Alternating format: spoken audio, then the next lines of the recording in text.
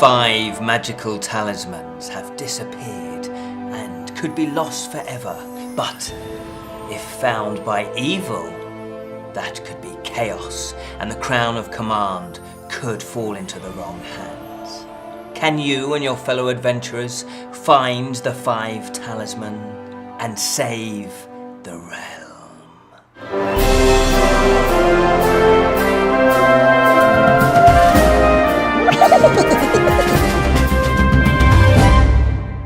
Hello and welcome to the Friday Fantasy Show from the Bottled Imp, exploring the realms of fantasy.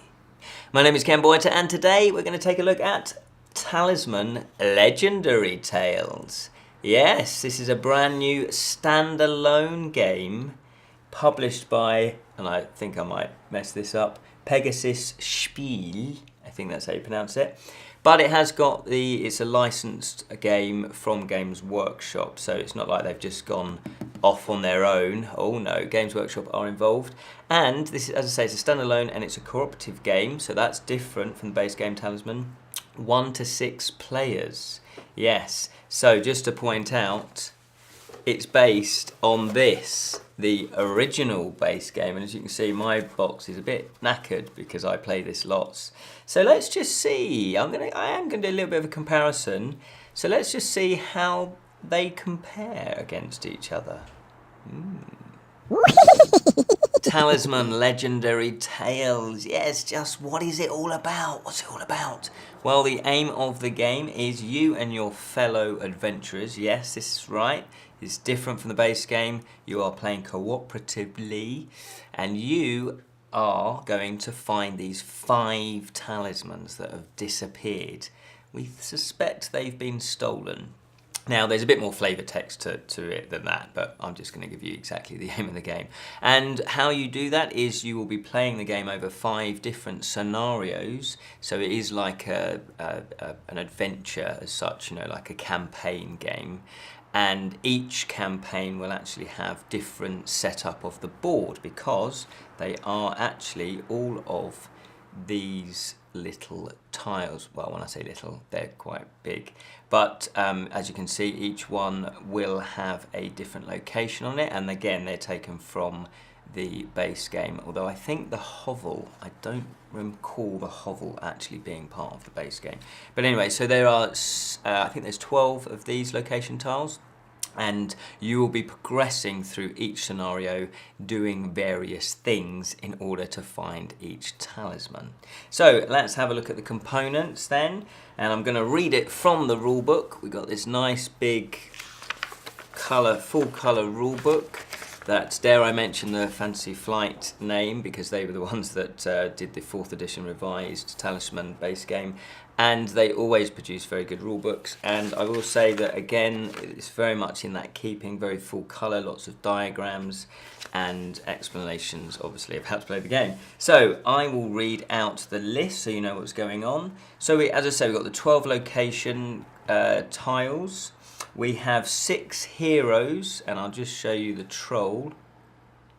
And the clever thing about it is, what they've also done is they have done a male and a female version for each of the heroes, which I think is pretty cool, because obviously if you're a female and you're playing it, yeah, why shouldn't you play a female character? Exactly.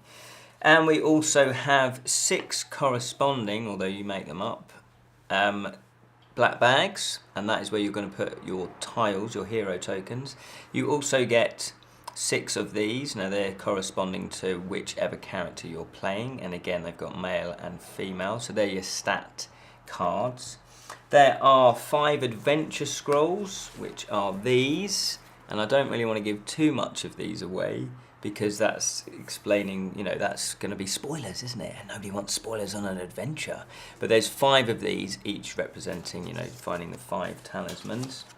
And there is 1 time counter, and that is a little token. Oh, where is it? Oh, this one's tiny. It's a little tiny sand timer.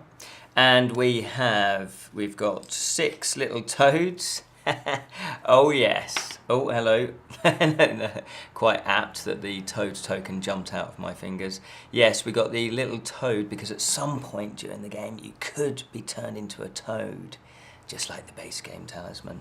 We also have these little heart tokens which represent wounds if an enemy gets wounded or certain enemies get wounded. And we also have the die, which has, it's not a straightforward die. It's 1, 2, 6, but there's this symbol here, which is a portal symbol, which means you can teleport to any other location if you roll it. And there's this one here that's 4, which means you move 4 or up to 4. And it's also got a timer on it, which means you'll be moving the timer one place forward, but we'll get into that in a second. There is also the Talisman Scoreboard, which is, and I'm going to just bend down here for a second, which is here. And it's a bit weird because they've put it in the box. They put it in the box, and what you do is when you win a talisman, you're kind of meant to put it sort of here to denote how many talismans you get. I'm not 100% sold on this idea, I must admit, but I realise why they did it, because if you want to pack the game up and continue on at another time, you will, you'll remember they've put it in the box, so when you pack everything else in, you'll remember how many talismans you got to. You could just write it on a bit of paper and put it in the box as well, but hey, they've decided to go on for that, and fair enough, they're using the box. I guess that's quite a clever idea, but I wasn't totally sold on that. But anyway, hey, that was the decision they made.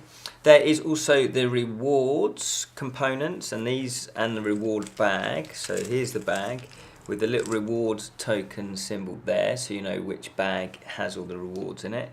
And there's various different reward tokens in here that will do various different things throughout the game, because it's all based on these little tokens. So that's the majority. Oh, of course, yes, and also you get these cloth bags, the 7 cloth bags.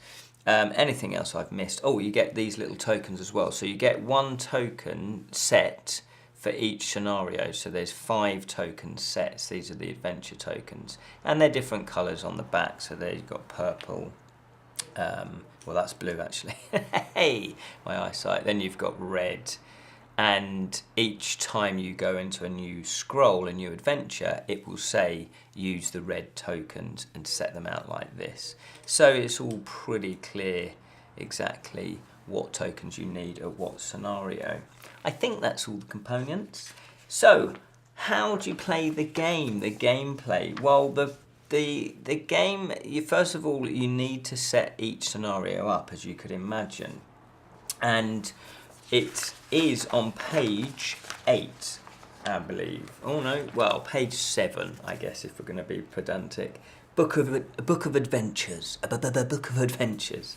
So what you do is you will look here. Now, I'm just going to give you a little hint and tip here, because this caused us, when we played it, no amount of frustration, but it was partly my fault. I'm going to admit partly to this. So when I read a rule book, because it's quite big, I will fold it up and just read this page that I need. And the design of it is it's done in 2 columns, so you kind of read in columns. And then you go, you turn the page, and again you fold it over and you read the columns. Haha. Not when you get to the Book of Adventures. So I folded it up and went, right, the setup. Adventure 1, The Curse of the Fairies. And I read what you had to do, and it basically tells you where, I'll do a close-up of this one, here we go. Look, it tells you where each tile on the board is actually laid. And also, hopefully you can see, they tell you where to put the tokens as well.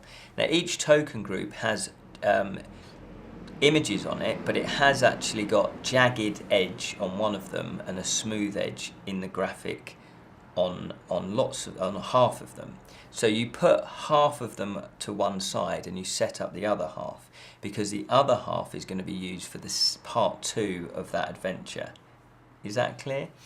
So of course it then also has step 1, step 2. And because I folded the page up, that was it. I was like, yeah, that's it, I'm done. But it didn't make sense because it didn't actually show me talk about any of the tokens.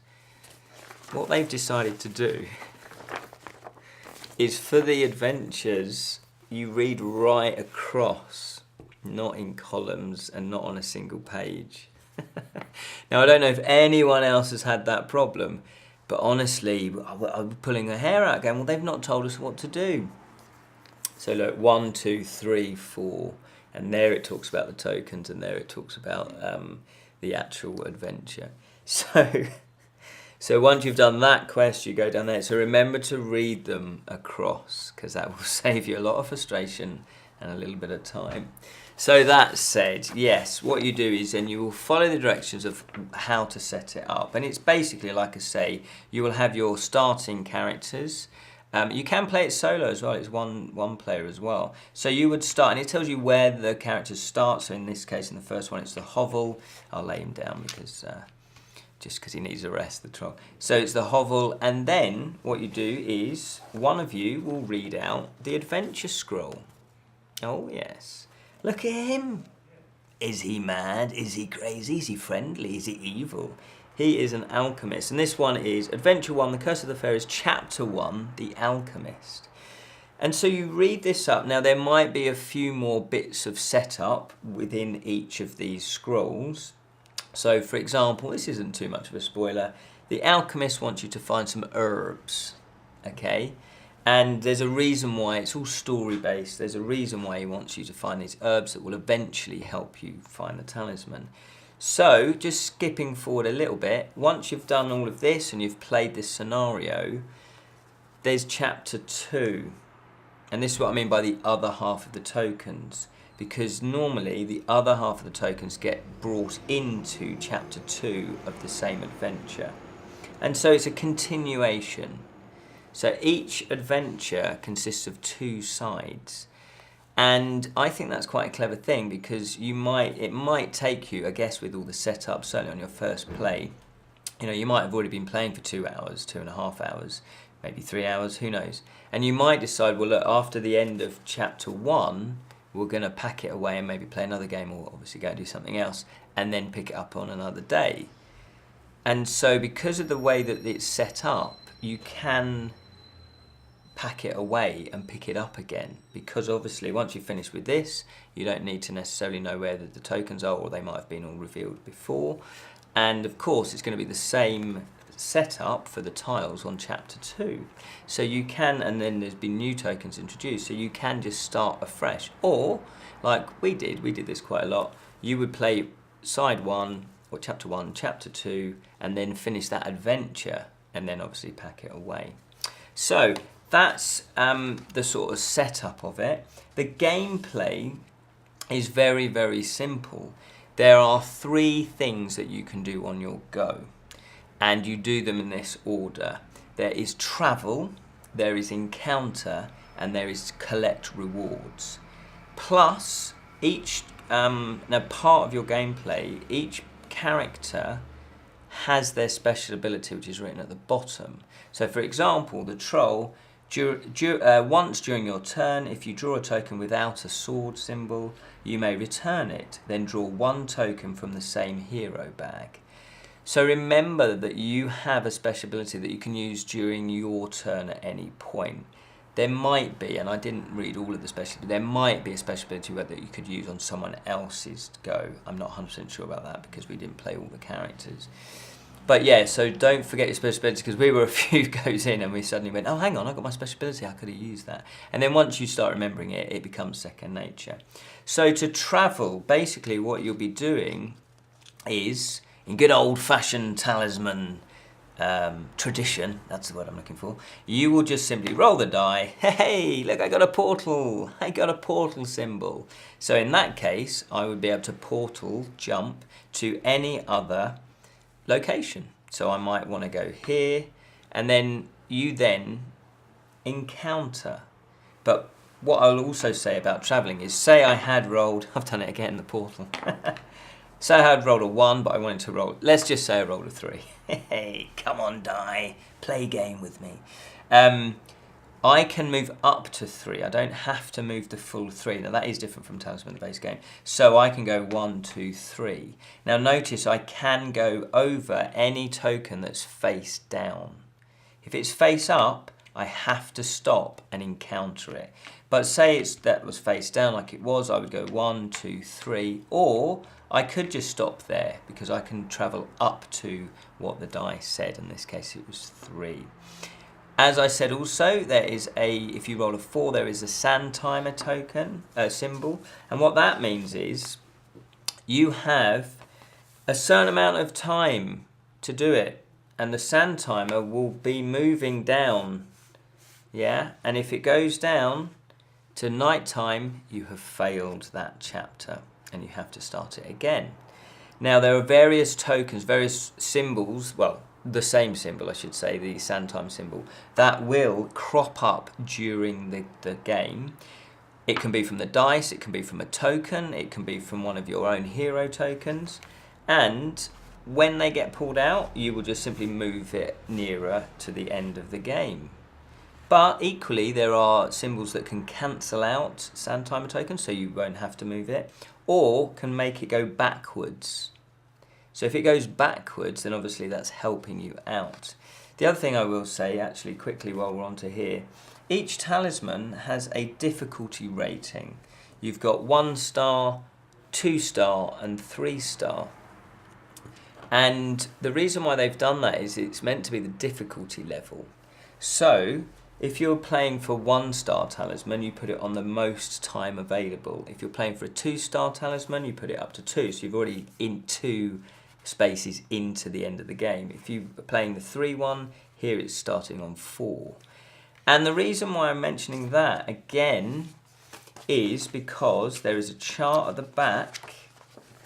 Where is it? Or at the Book of Scrolls, that at the end of the whole thing, at the end of once you've completed it and you've got the 5 talismans, it tells you about your star rating. So if you collected 11 to 12 stars, you're heroic. If you collected 13 to 14, you're renowned. And if you're 15, you're legendary. And we thought, well, are we bothered about that? You know, we weren't too bothered about what status we get. But it does actually matter, because if you then progress, so you do Adventure 1, and you go, yay, we did it, we got the talisman, let's carry on and do Adventure 2, you actually need a certain amount of stars to progress. It won't let you progress unless you've got those stars. And we were like, oh, okay, that's interesting, because if you didn't have the amount of stars to progress, then what? You have to go back and do the previous quest? And we thought, I don't really like that. So we just carried on. We just said, look, here you need 2 stars. This one you need 4 stars. And we thought, well, if you've done all the easy one, you won't have 4 stars by the time you get there. So again, I wasn't overly happy with that. I thought, okay, yeah. So we just, once we found that out, we just kind of ignored it and carried on. So that said, so you will travel, and then, as I say, if you stop somewhere, you then have to encounter it. If it's already face up when you go to it, you already encounter it. Now this one is actually one of the herbs. That was random, I didn't know that was cropping up. Now that is an item, a special quest item that you are trying to get in this one. So here it says put the herb onto the sheet. But you can only do that if there are no enemies on that location. If there were a few other enemies on there, then you need to fight them. But as there wasn't, as that was on its own, I would just take that and put it on there. And then it would be someone else's go. Oh no, so yes, it would be, because I've collected that reward, that it would be a reward. But let's say I went over to a location and I encountered, okay, so this one has an herb. Gotta love the herbs. And also this one does have a poisonous snake. Poisonous snake. And as you can see, they've used the base game original illustrations for these little enemies here. All the other artwork is brand new.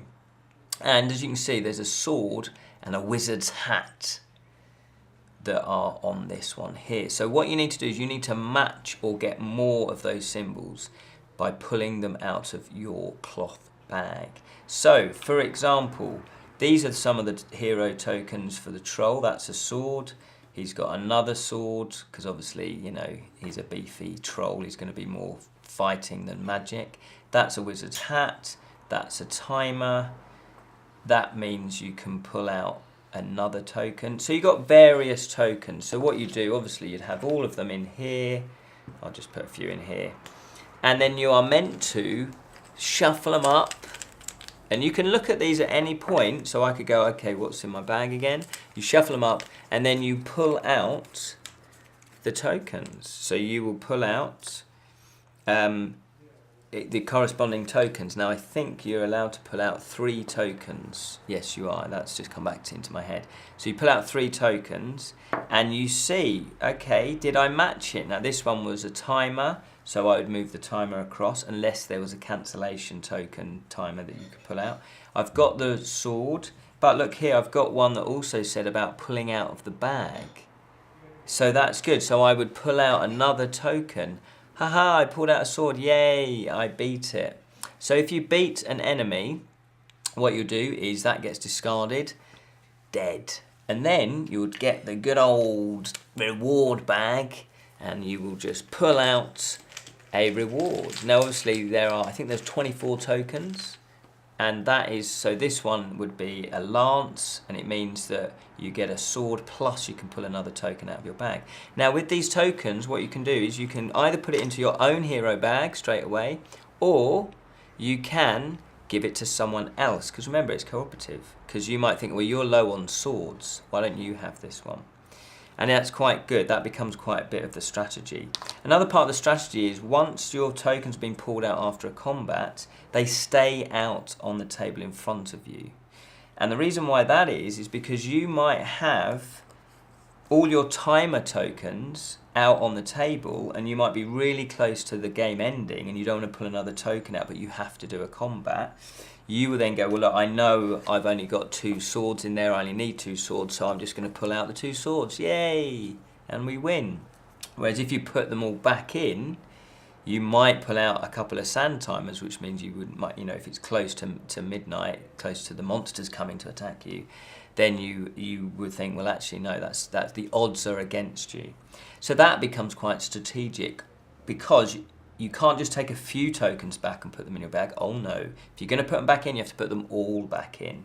And as the rewards stack up, you'll have more and more tokens in your bag. And obviously, you've got, what they've also done is the stats. They've put the stats down the side of your base game tokens, what you started with. So you can quickly look at them there. So that's an encounter. Then, as I say, you would collect your rewards, and you do them in that order. And that is pretty much it. It looks complicated. When we first opened it up, it's like, oh, okay, there's a lot of tokens, there's a lot going on here. But it is actually pretty simple. And like most games, once you get into the swing of it, it becomes second nature.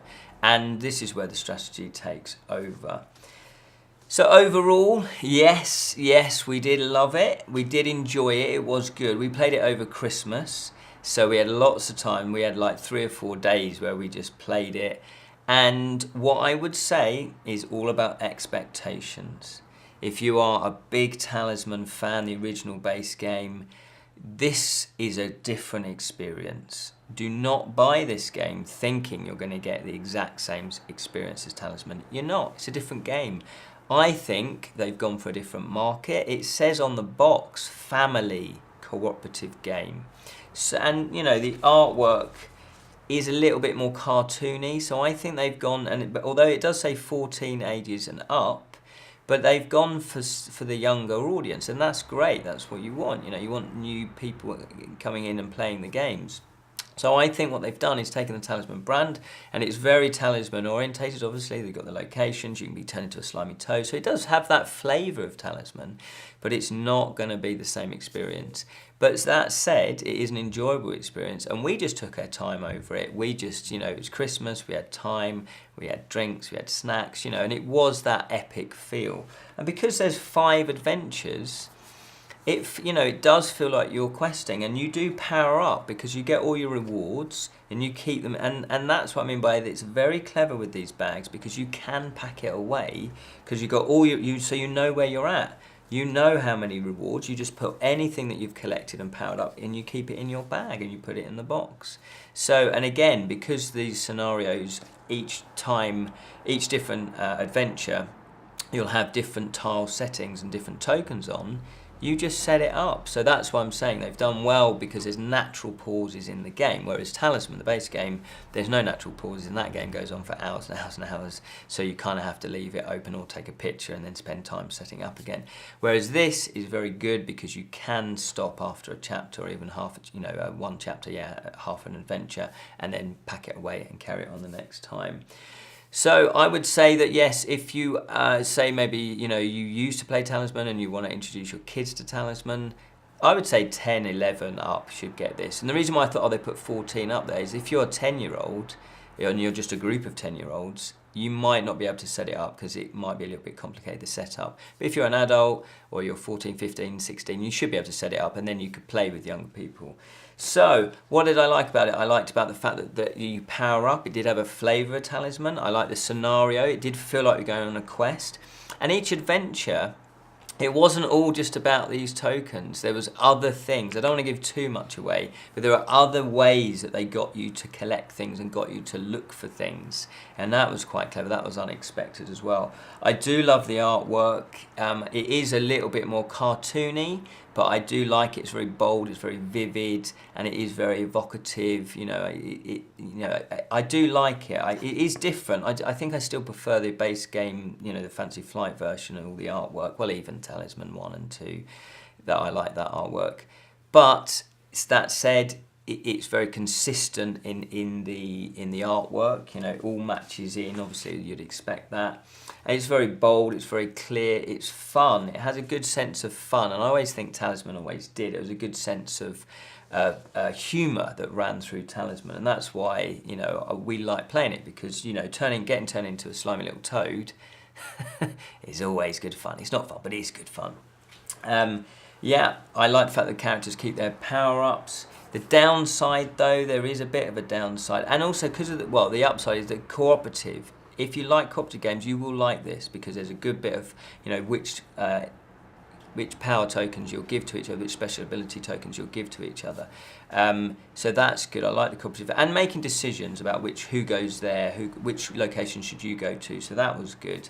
The downside, though, because it's scenario based, I know all the scenarios now. I know what's going to come up. I'm not sure I'd play it again. I'd probably play it again with a new set of people, though. But then I would be more running the game. I would be more DMing it, because I'd know what to do. So as replayability, it's not really there. So if you're looking for a board game that you can play over and over and over again, I don't think this is it. Yes, there are difficulty levels, so you could do it easy to begin with, then medium, and then hard, but then you kind of know what's coming up, so I don't know if that would work either. So I would say treat this as a sort of legacy game, as a campaign game that once you know, then you're not necessarily going to play again. Obviously, if you keep it in good condition, you could resell it, because there are people that want to buy cheaper board games. So I would say that would be the downside. I would play it again, but with a new lot of people. So there we are. That is Talisman Legendary Tales. Thank you so much for watching. Hopefully you enjoyed that review and slight gameplay. There are a few more rules in there, but I didn't really go into them. They're like more nuanced rules. The rule book is very, very clear. There was only one point that we spent a little bit more time debating what something meant. I would say it is very enjoyable. We did enjoy it, and it's easy to learn. So if you don't want a crunchy, strategy-laden game, this definitely is the game for you. And obviously, if you've got kids that are 10, 11, 12, and you want to introduce them to Talisman, this would be a good starting point. And then obviously let them play the main game, and then they're in for a longer experience. But overall, did enjoy it. We all enjoyed it very much. So there you go. Just to remind you, yes, we have reviewed all of the Talisman expansions and the base game. This is a standalone one. This is separate.